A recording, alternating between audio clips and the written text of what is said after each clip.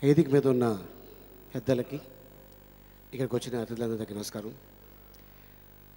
94 ఫిబ్రవరి 11th యమనిల్లా opening జరిగింది. ఫిబ్రవరి 11th open అయ్యి ఫిబ్రవరి month ending వరకు, మార్చ్ మంత్ ఎండింగ్ వరకు సినిమా షూటింగ్ చేసుకుని ఏప్రిల్ ఫస్ట్ వీక్లో డబ్బింగ్ చేసుకుని, సెకండ్ వీక్లో రికార్డింగ్ చేసుకుని, థర్డ్ వీక్లో యమనిల్లా సినిమా రిలీజ్ అయిపోవడం కూడా జరిగింది.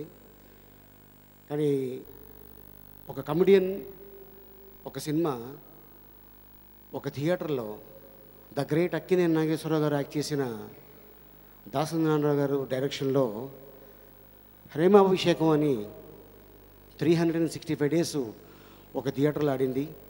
ఆ ఒక స్టీలు 365 రోజులు షీల్డ్ అక్కడ కనిపించింది.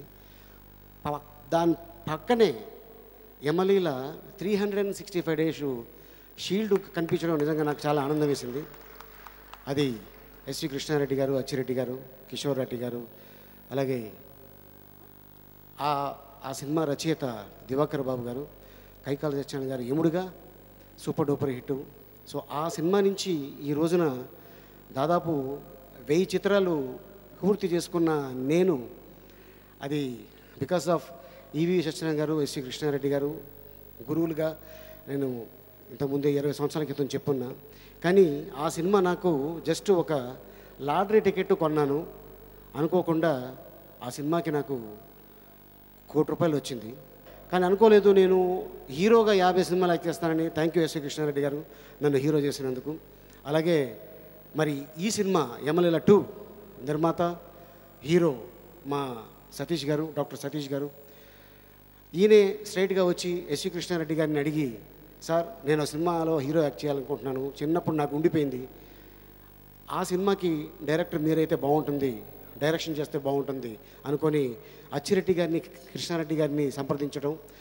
దాంట్లో ఎవడో కొత్తోడు హీరో, నేనేంటి యాక్ట్ చేసేది అని అనుకోకుండా మోహన్ బాబు గారు యముడుగా దాన్ని యాక్సెప్ట్ చేయడం నిజంగా హ్యాట్స్ ఆఫ్.